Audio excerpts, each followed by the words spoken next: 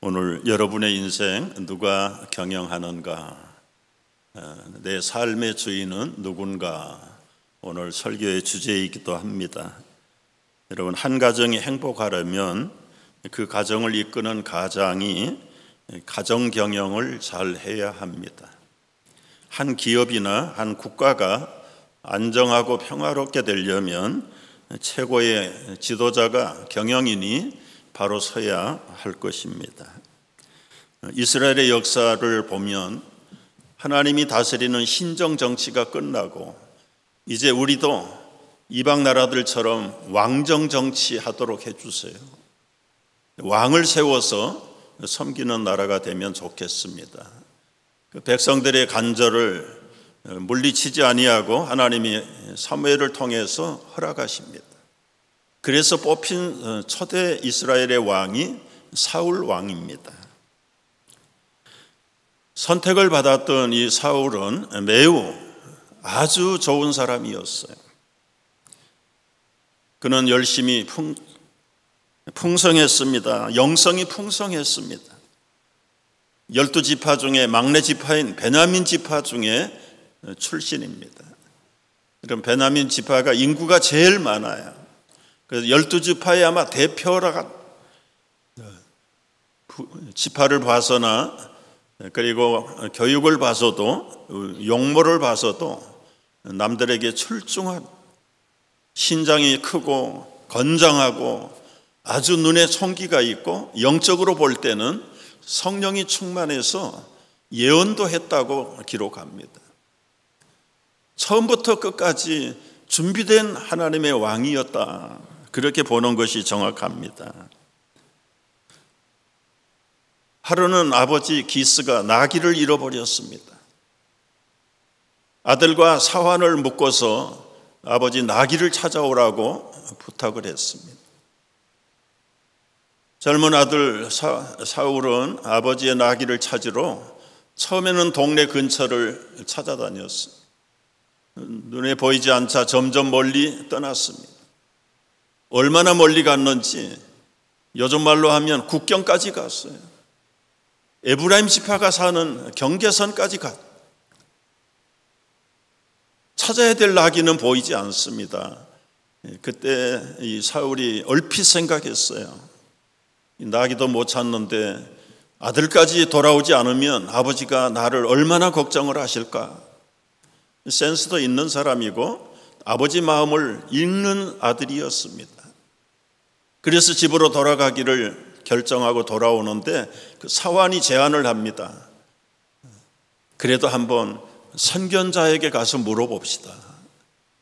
그것도 좋게 여겼어요. 그래서 사무엘 선지자를 찾아갑니다. 나귀를 찾을까 해서 찾아갔는데 하나님은 그 전날 사무엘 선지자의 오기 전날 밤 사무엘에게 계시를 주었어요. 내일 사울이라는 젊은이가 올 텐데 그에게 기름을 부어라. 기름을 부어라. 사울이 입장에서 볼 때는 전혀 예고 없는 하나님의 마음에 합격을 해서 이스라엘의 초대 왕으로 기름을 부음 받습니다. 여기까지를 보면은 사울은 여러 면에서 준비된 하나님의 사람이었어요. 용맹스러웠습니다. 여러분, 옛날의 전쟁에는 왕들이 앞장을 서서 전쟁터에 나가야 됐어요.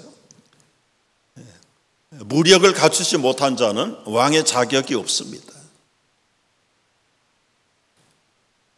하나님께서도 사울을 마음에 들어 해서 그를 왕으로 세웠습니다. 여러분, 이때까지 사울의 인생의 경영은 누가 했을까요? 그 효심이나 믿음이나 은사가 충만한 것이나 리더십이 출중한 것이나 물론 자신도 준비하고 훈련하고 노력했겠지만 그 인생 경영 속에는 여호와 중심으로 살았던 사람, 하나님이 흐트러보트로 뽑은 사람이 아니잖아요. 그 중심을 살피시면서까지 사울을 왕으로 세웠는데 이렇게 출중한 사울이 왕이 되었습니다. 그런데 결과는 하나님께 버림을 받았습니다. 왜 버림을 받았을까요? 영어에 이런 말이 있답니다. 리더들은 리더를 잘해야 된다. 리더가 되기 위해서는 하나님의 마음을 잘 읽어야 된다는 말이 읽어야 된다. 이제 발음이 유사하죠. 리더. 사울이 왕이 되고 나서는 하나님의 마음을 읽는데 게을렀습니다. 자신의 인생관을 읽고 자신의 경영 마인드를 키우는데 더 열심을 가졌습니다. 정작 왕이 되었던 사울이 자기의 마인드 컨트롤에 실패하는 사람이 되었습니다. 여러분, 하나님의 리더십을 경홀히 여기고 인간적인 본능이 자기의 위치를, 자기의 속사람을 컨트롤하기 시작을 했어요. 결정적인 것 세 가지를 요약해 보면 이런 것입니다. 교만으로 인해서 월권합니다. 왕은 제사장직을 겸비할 수 없어요. 자기가 가서 제사를 집례합니다. 전쟁에서 승리할 때마다 그 공로를 자기의 공로로 돌립니다. 아말렉을 쳐서 진멸하라고 했는데 자기 눈에 좋은 것들은 다 감춰서 하나님의 명령을 거절했습니다. 여러분, 사람이 갈 때와 올 때가 똑같아야 되는데 올라가고 나서는 변심하는 것이 이 사울이었습니다. 하나님은 그냥 묵과하지 않습니다. 크고 작은 시련을 통해서 정신을 차리게 합니다. 그 일환으로 그 거대한 블레셋 군대가 지금 사울 왕을 지금 꺼져가는 촛불처럼 바람 앞에 불안하면서 모든 의욕을 다 잃어버린 사시나무 떠는 군대들이 되고 말았습니다. 여러분, 이때에 위태로운 전쟁에 등장한 소년이 다윗이었습니다. 이 다윗은 여호와의 이름으로 그 거대한 골리앗을 한 방에 쓰러뜨렸습니다. 블레셋의 승리를 거뒀던 다윗, 민족의 영웅으로 등장했습니다. 백성들이 다윗의 찬가를 부릅니다. 사울은 천천히요 다윗은 만만이로다. 이스라엘 전 국민들이 일어나면 이 다윗의 찬가를 부릅니다. 여러분, 이 다윗의 노래소리가 점점 커질 때마다 다윗의 인격은 바닥이 드러나기 시작합니다. 사울의 인격이 바닥이 드러나기 시작합니다. 성신은 떠나고 악신이 그를 지배하기 시작을 했어요. 시기와 미움으로 마인드 컨트롤을 받기 시작합니다. 여러분, 여기서 우리는 물어야 될 것이에요. 평안할 때 위기 상황 속에 나의 마인드 컨트롤의 오너는 누굽니까? 여러분의 인생의 최고 경영자가 여러분입니까? 하나님이십니까? 다른 거 둘러댈 필요가 없어요. 이 둘 중에 하나입니다. 둘 중에 하나.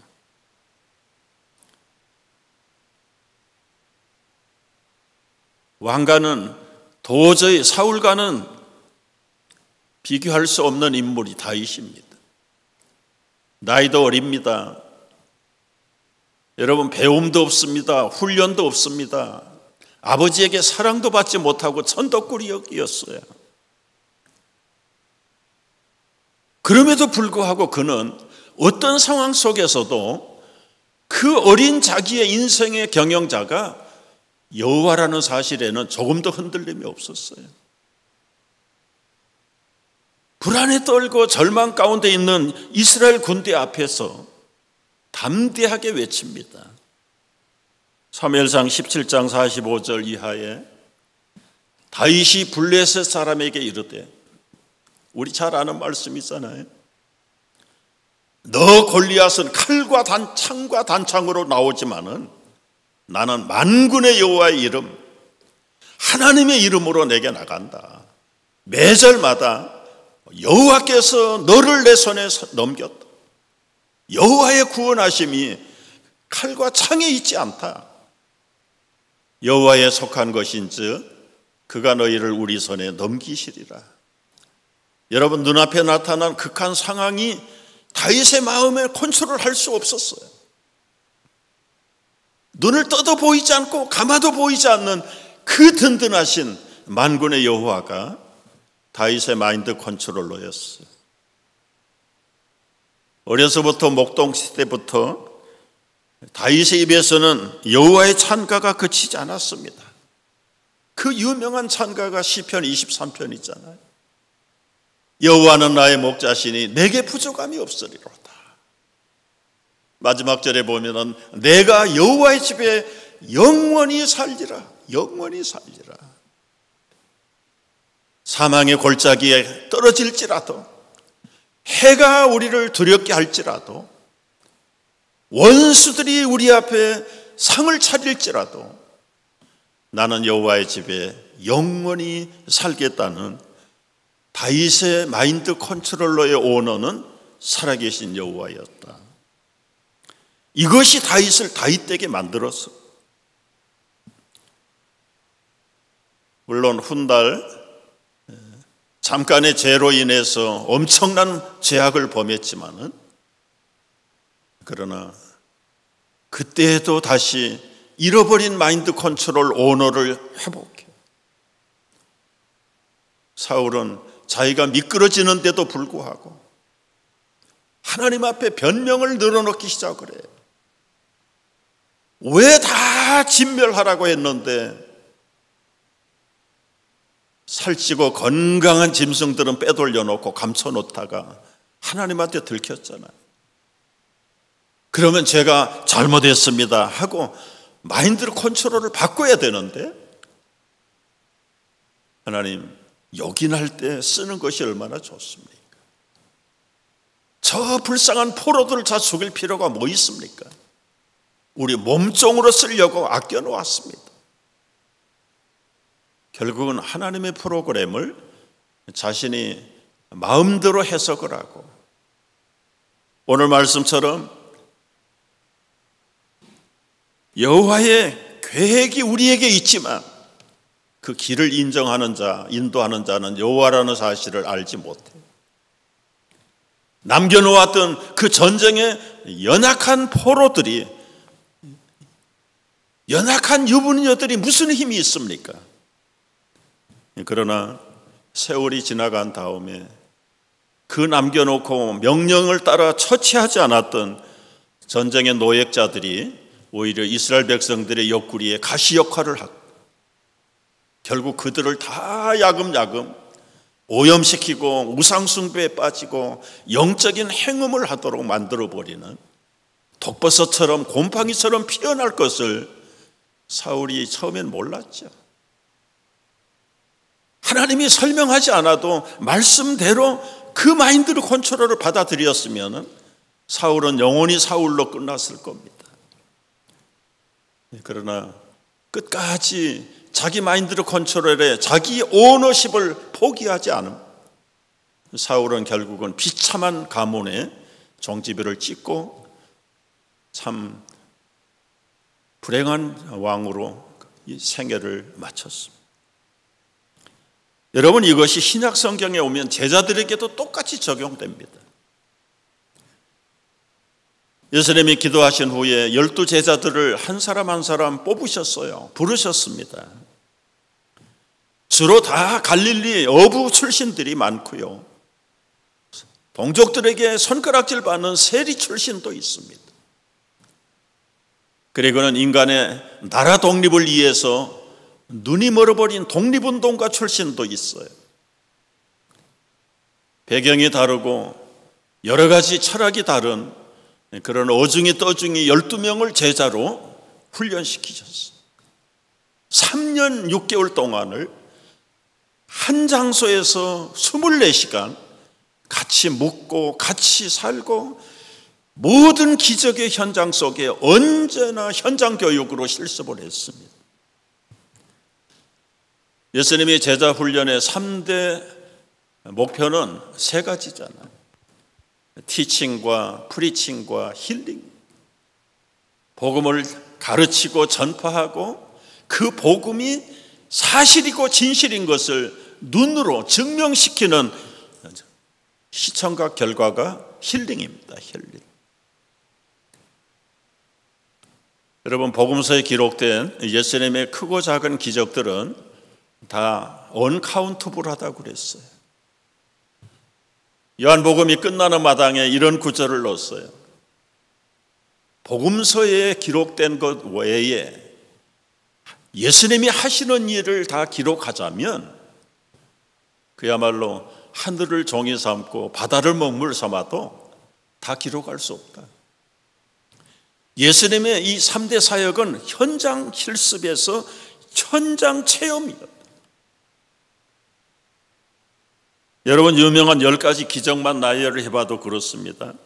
물로 포도주 만드셨습니다. 5,000명에게 여러분 떡 2개와 보리떡 5개로 먹이셨어요. 무리를 걸으셨습니다. 폭풍을 잠잠케 하셨습니다. 나사로 살리셨습니다. 나 환자 고치셨습니다. 눈먼 사람 눈뜨게 했습니다. 귀신을 쫓아내서 돼지떼에게 몰아넣었습니다. 혈류병 여인을 고치셨습니다. 야이로의 딸을 살리셨습니다. 그때마다 언제나 제자들은 현장에 있었어요. 예수님이 주신 떡을 받아서 자신도 먹고 많은 사람에게 갖다가 나눠주는데 계속해서 마르지 않습니다. 마르지 않습니다.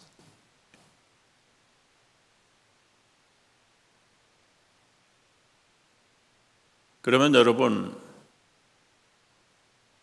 3년 6개월 동안 24시간 예수님과 함께 현장에서 현장 교육, 산교육을 받은 제자들의 마인드 컨트롤이 기적으로 채워져야 합니까? 그 기적을 베푸신 예수 그리스도로 채워야 합니까?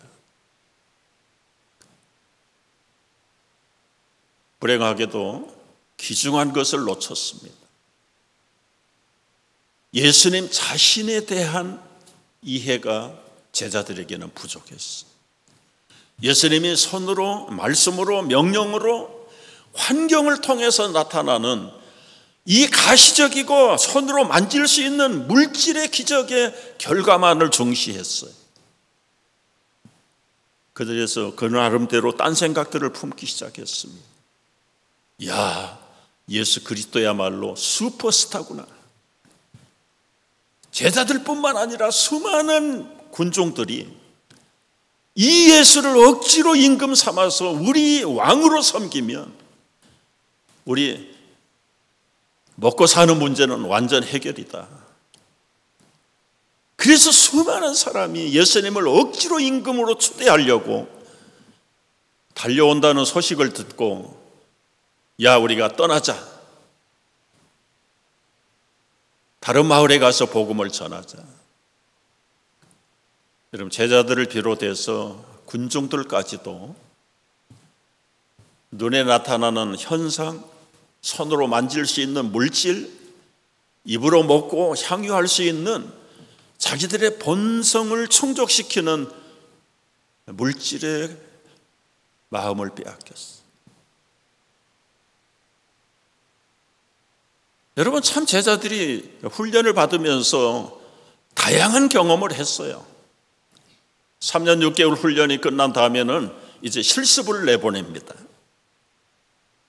각 동네와 골목으로 나가서 복음을 전하고 선포하고 그리고 병든 자를 고쳐라, 귀신을 쫓아내라. 그 권능을 줘가지고 다 내보냈습니다. 12제자들이 70인 전도단을 이끌고 나갔어요. 제자들뿐만 아니라 70명의 또 다른 훈련생이 있었어요. 그들이 동네 가서 복음을 전할 때 온갖 기적들과 권능이 나타나기 시작했습니다. 너무너무 기쁘고 신비한 경험을 자신들의 눈앞에서 체험하면서 어쩔 줄을 몰랐어요. 예수님에게 돌아와서 전도 보고 선교 보고를 하는 대목이 있습니다. 누가복음 10장 17절에 보면 주여 주여 주의 이름으로 귀신들을 또 우리에게 항복하더이다. 너무 놀라운 일들을 체험하고 이 보고를 들으신 예수님이 뭐라고 말씀하십니까? 내가 봤다. 사탄이 하늘로부터 번개같이 떨어지는 것을 내가 보았다. 여러분들이 나가서 복음을 선포하고 그리고는 생명의 말씀을 전할 때 그들을 지배하던 사탄들이 하늘에서 떨어지는 것을 내가 봤다. 여러분, 전도하는 사건이 바로 보통 사건이 아닙니다. 사람들이 왜 거룩하신 하나님의 뜻대로 살지 못할까요? 사람마다 그들을 컨트롤하는 마귀의 파워가 있어요. 사탄의 권세가 그를 붙잡고 있기 때문에 여러분, 이런 신비한 권세를 행하는 현장에 가룟 유다가 있었을까요? 없었을까요? 당연히 12제자가 다 함께 나가서. 그런데 가룟 유다의 말로가 어떻게 됐습니까?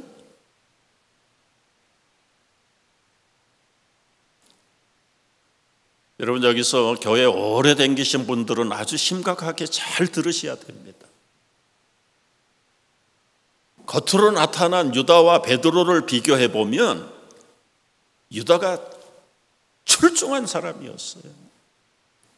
신임 받는 사람이었습니다. 그 12제자 그리고 70인 전도단의 재정 관리를 가룟 유다가 맡았어요.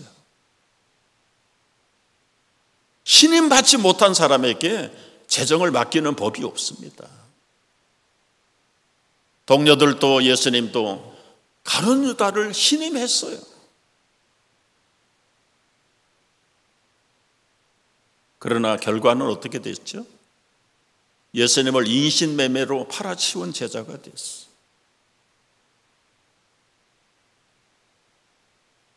예수님이 불법 재판을 받으시고 빌라도에게 사형언도를 받으실 때 양심의 가책을 느꼈습니다. 그리고는 자기가 받았던 그 은 30을 들고 그 바리새인들을 찾아갑니다. 마태복음 27장 3절에 보면 그때의 예수를 판 유다가 그의 정죄됨을 보고 스스로 뉘우쳐 은 30을 집어 던졌습니다. 그리고 공개적으로 고백해요. 내가 무지한 피를 팔고 죄를 범했다. 이건 남자로서도 이런 남자 찾아보기 어렵습니다. 여러분, 베드로가 언제 예수님을 부인하고 배신하고 떠나면서 돌아올 때 공개 고백한 적이 있어요? 없어요. 이거 한마디로 봐서는 유다가 사람됨이 제대로 된 사람이에요. 된 사람. 성경에 보면 자기 죄를 공개적으로 고백한 사람이 두 사람밖에 없습니다. 가룟 유다하고 삭개오입니다. 삭개오. 베드로는 배신하고 예수님을 부인했다가 닭소리 듣고 가슴을 치며 눈물을 흘리고 통곡은 했지만 공개 참여한 적 없어요. 그런데 이제 단적으로 물어보겠습니다. 유다는 지금 천국에 있습니까? 지옥에 있습니까? 정말 하지 않으면 좋을 뻔했다는 예수님도 인정하는 버림받은 유다가 되었습니다. 통의 고백도 없고 회개도 없었던 배신하고 부인했던 베드로는 지금 천국에 있습니까? 지옥에 있습니까? 예수님도 베드로를 인정할 만큼 천국의 열쇠까지 맡긴 걸 보면 분명히 베드로는 천국에 있습니다. 무엇이 유다와 베드로를 하나는 지옥으로 하나는 천국으로 보냈을까요?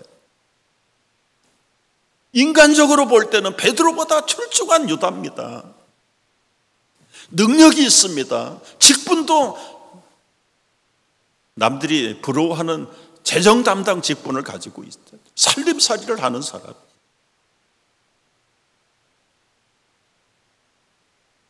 여러분, 여기서 우리가 놓치지 말아야 될 것입니다. 사람들은 겉으로 볼 때 평가해요. 저 사람은 교회에서 때로는 사회에서 출중한 사람이고 뛰어난 리더고 여러 모양으로 헌신하고 봉사하는 사람이라 뭐 우리가 남의 구원을 판단할 필요는 없지만 지금 이해를 돕기 위해서 그런 사람이 천국 안 가면 어디가?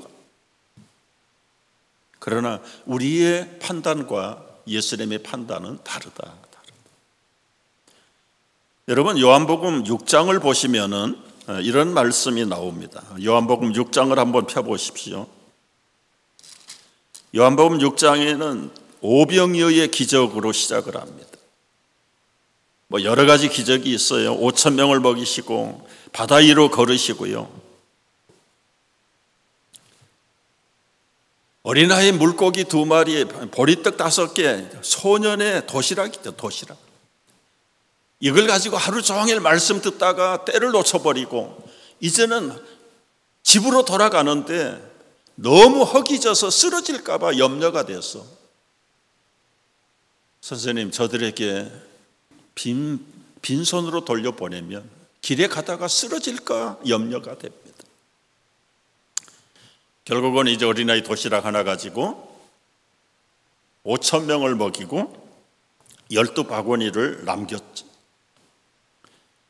뭐 예수님의 기적 하나하나가 엄청난 것이지만 어떤 기적보다도 참 시각적으로 볼 때는 이 오병이어의 기적은 굉장한 큰 기적이었습니다. 사람들이 그때부터 아까 말씀한 대로 예수님을 우리의 부자 도깨비 방맹이로 세워야 되겠다.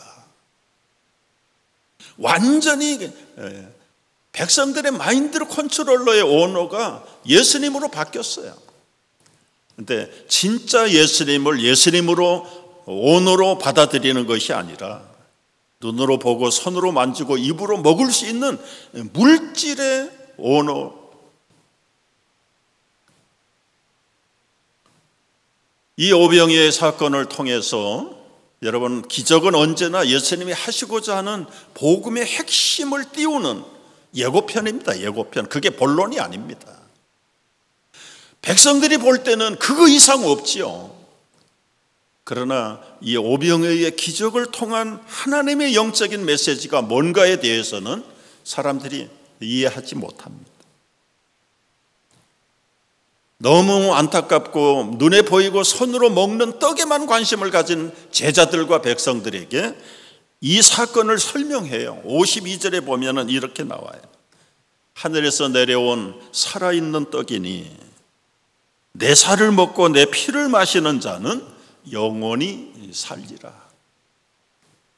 내가 줄 떡은 세상의 생명을 위한 내 살이다. 살이다. 여러분, 점점 듣기가 이해하기가 어려운 말씀을 하고 계십니다.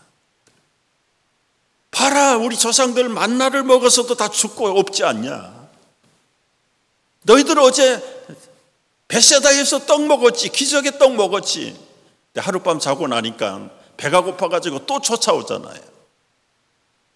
그 떡은 백날 첫날을 먹어봐도 배고픈 떡이고 우리를 영원히 살리는 떡이 아니다. 내가 하늘에서 내려온 생명의 떡이다. 나를 먹어야 된다. 나를 먹어야 된다. 그러면서 더 어려운 말씀을 하십니다. 인자의 살을 먹지 않으면, 인자의 피를 마시지 아니하면 너희 안에 생명이 없다. 내 살을 먹고 내 피를 마시는 자는 영생을 가졌다. 52절의 말씀입니다. 여러분, 여기서 제자들이 이 말이 어려워요. 60절 말씀을 보세요. 요한복음 6장 60절 말씀을 보시면 제자 중 여럿이 듣고 말하되 이 말씀은 어렵도다. 누가 들을 수 있느냐. 지금 마인드 컨트롤 하는데 혼선이 빚어졌습니다. 우리 인생의 행복의 주체가 무엇입니까? 물질입니까? 돈입니까? 부유한 환경입니까? 건강입니까? 제자들의 마인드 컨트롤하고 같았어요. 그런데 이제는 그게 아니라는 거예요. 내가 이르는 말이 곧 생명이고 영원한 영이라고 말씀합니다. 살리는 것은 영이니 육은 무익하다. 내가 너희에게 이르는 말이 영이요 생명이라. 이 하나님의 말씀 자체가 우리 인생을 컨트롤할 수 있는 오너십이 그 안에 스트롱하게 있는 말씀인데, 어려워하는 제자들, 군종들은 이 말씀의 핵심을 이해하지 못합니다. 손으로 만져야 되고 눈으로 봐야 되고 자기 입으로 먹어봐야 이것이 나의 오너라고 생각을 하는 거예요. 그래서 한번 잡으면 놓치지 않으려고 바들바들 떨어요.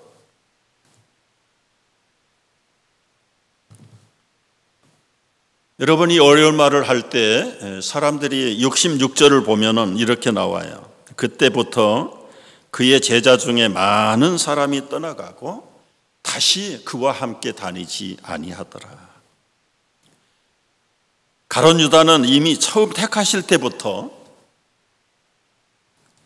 다 구원받는 일에 다는 아니다. 한 사람은 받지 못한다. 70절 보면은 예수께서 내가 너희 12를 택하지 아니하였느냐? 그러나 너희 중에 한 사람은 마귀다. 마귀. 여러분, 이 가룟 유다는 처음부터 예수님이 택하실 때부터 이 영생의 말씀으로 오신 예수 그리스도를 구원의 주님으로 믿지 않을 것을 아셨어요. 그리고도 제자 삼으셨어요. 그리고 차별 두지 않았습니다. 오히려 다른 제자들보다 우대했다고 봐야 합니다. 아무리 신임을 하고 그리고는 특별한 관심을 가지고 양육을 했어도 가룟 유다의 마음에는 예수님을 생명의 주님으로 믿지 않기로 이미 작정했어요. 교회 다니면서도 이 부분을 놓치는 사람이 의외로 많아요. 우리의 행동의 기준이 누굽니까? 무엇입니까? 사람들에게, 목사님에게, 교인들에게, 가족들에게 잘 보이는 것, 그러나 눈에 보이지 아니하는 주님에게는 직접 관련이 없는 이중적인 마인드 컨트롤이 혼란을 일으킵니다.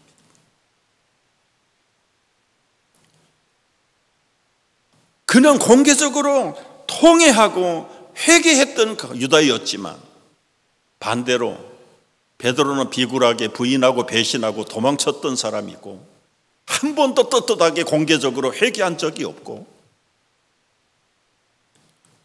그런 베드로인데도 오늘 요한복음 6장 67절에서 예수님이 12제자에게 묻습니다. 너희도 가려느냐? 시몬 베드로가 대답하되 주여 영생의 말씀이 여기 있사오니 우리가 누구에게로 가오리까? 우리가 주는 하나님의 거룩하신 자이신 줄을 믿고 알았습니다. 나는 공개적으로 통회도 못했고 남자답게 떳떳하지 못한 사람이었고 죽는 데까지 쫓아간다고 했다가 부인하고 배신하고 떠났던 제자지만은, 그러나 이제는 주님의 영생의 말씀을 믿습니다.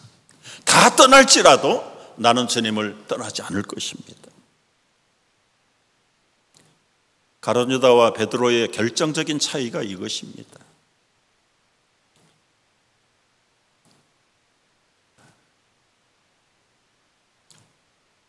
(68절) 읽은 말씀대로요, 영생의 말씀이 주님께 있사오니 누가 우리가 누구에게로 가오리까?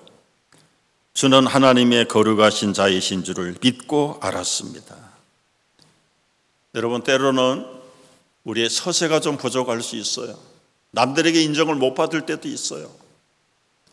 그러나 중요한 것은 다른 사람들의 이목과 인정을 받느냐 못 받느냐가 아니라 예수님이 말씀하신 그 말씀이 생명이고 능력이라는 사실을 믿느냐 안 믿느냐. 겉으로 볼 때는 가룟 유다가 예수님을 최고로 잘 섬기는 사람처럼 보였어요. 그러나 정작 믿어야 될 그 말씀의 권세와 능력에 로고스로 오신 예수 그리스도를 영생의 구원의 주님으로 믿지 않았다는 거죠. 상대적으로 베드로는 처세가 부족하고 다른 사람들에게 규모가 없어 보일지라도 핵심을 놓치지 않았어. 자기 자신의 마인드 컨트롤을 의지했다가는 정말 비겁한 사람으로 추락해버린다는 사실을 너무 잘 알고, 나는 이제는 내가 주님의 영생의 말씀이 주님에게 있는데 누구를 떠나, 주님을 떠나 어디로 가오리까? 나는 죽으나 사나 이제는 주님의 말씀 앞에 나를 붙들어 맬 것입니다. 여러분, 오늘날 수많은 사람들의 마인드 컨트롤의 오너가 누구신지를 여러분 양자택일을 하셔야 됩니다. 여러분, 세상이 바뀌어도 환경이 바뀌어도 변함이 없는 창조주 말씀으로 오신 예수 그리스도의 그 영원한 로고스의 능력을 믿어야 합니다. 지금은 환경이 엉망일 수 있습니다. 일이 어려울 수 있습니다. 그러나 낙심할 필요가 없습니다. 오늘 잠언의 말씀에 말씀 보셨죠? 너희가 마음에 계획할지라도 그 길을 인도하시는 분은 하나님이라고 말씀하셨어요. 악인들도 쓰시기에 합당하도록 지으셨다. 지금으로 봐서는 환경이 열악하고 나에게 모든 것이 불리해 보일지라도 말씀 앞에 든든하게 뿌리를 받고 있는 자들에게는 어느 순간에 그 모든 환경이 오히려 전화위복이 될 것을 말씀해 주시는 것이. 인생을 바꾸는 것 중에 하나는 책을 읽어야 됩니다. 성경을 읽어야 돼요. 성경. 왜 성경을 읽어야 되느냐? 여러분, 성경은 우리의 자신의 무지, 거울입니다. 거울. 나의 교만, 나의 삐뚤어진 것을 그대로 보여주는 것이 성경의 말씀이기 때문에 성경은 나침판입니다. 나침판. 오늘 16장 3절에서 말씀한 대로 너의 행사를 여호와께 맡기라. 그리하면 네가 경영하는 것이 이루어지리라.